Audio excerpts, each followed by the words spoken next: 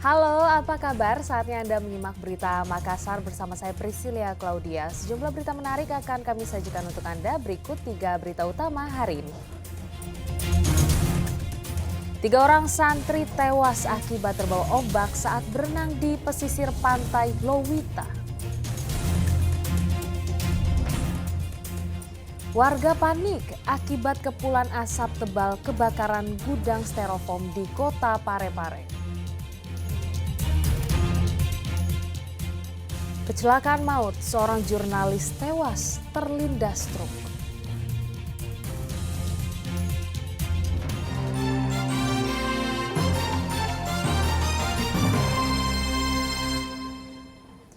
Tiga orang santri Pondok Pesantren Imam Syafi'i Kabupaten Nrekang terbawa ombak saat berenang di pesisir pantai Lowita, Kecamatan Supa, Kabupaten Pinrang pada Senin lalu.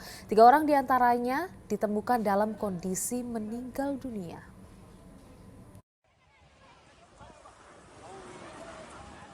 Video amatir merekam peristiwa saat personil TNI Polri dan BPBD Kabupaten Pinrang mengevakuasi santri yang tenggelam usai terbawa arus ombak saat berenang di pantai Lowita di Kecamatan Supa, Kabupaten Pinrang.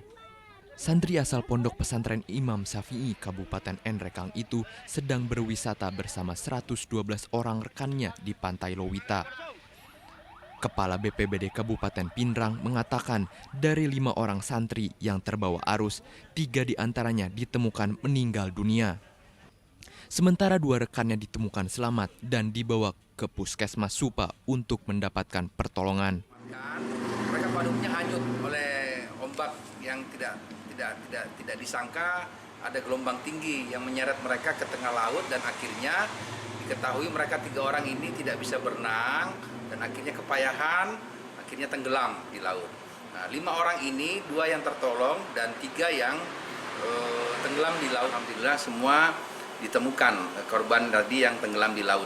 Nah, ini yang 3 sudah dibawa langsung penyelamatan daruratnya, termasuk yang 2 orang yang tertolong itu, bantuan darurat itu di Puskesmas Supa.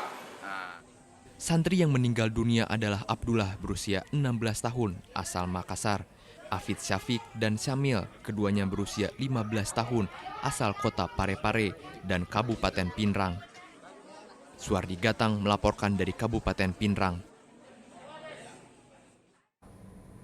Jenazah ditemukan tergeletak di saluran air Jalan Trans Sidrap, Sulawesi Selatan. Jenazah dengan penuh luka sabetan senjata tajam diduga korban pembunuhan.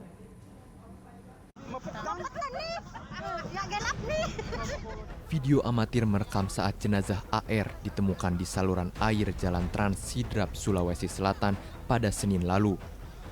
Jenazah dengan penuh luka sabetan senjata tajam pada bagian tubuh dan kepala diduga korban pembunuhan.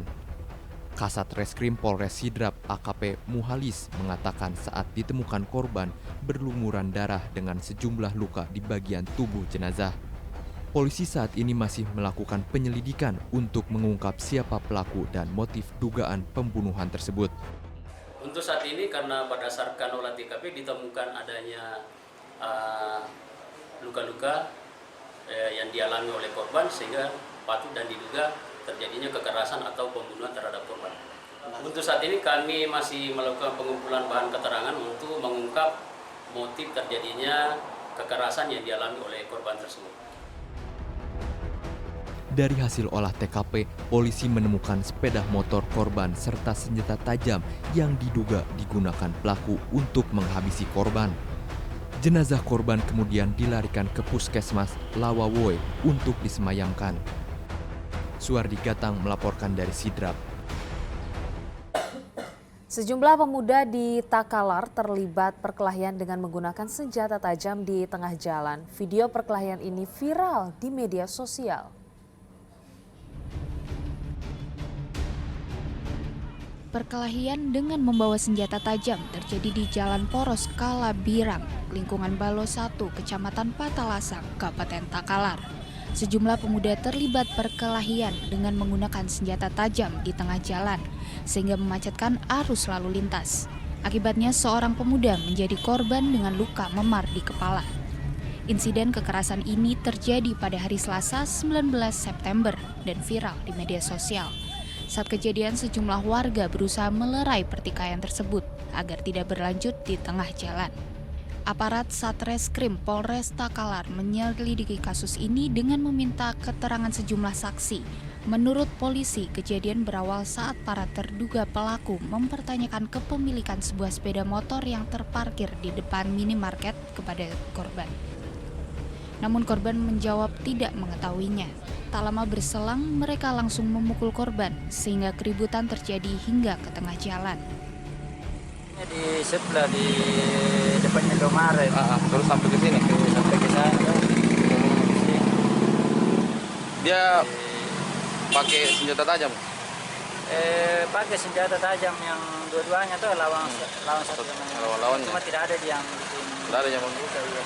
Tapi pada saat kejadian macet di sini. Iya, pada saat kejadian macet. Kalau persoalan Awalnya korban sedang duduk-duduk depan Indomaret main handphone, kemudian tiba-tiba datang beberapa orang bertanya, salah satunya bertanya siapa yang pakai motor Mio M3 putih. Kemudian korban menjawab tidak ada di sini yang pakai.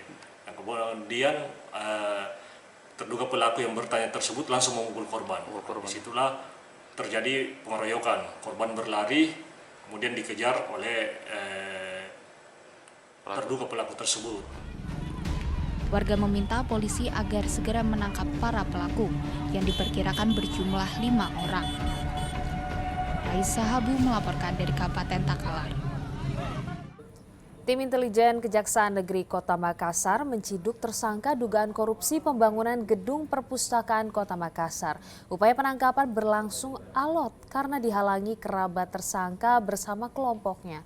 Tersangka akhirnya ditemukan sedang bersembunyi di plafon rumahnya setelah tim Kejaksaan bersih tegang selama 9 jam lamanya.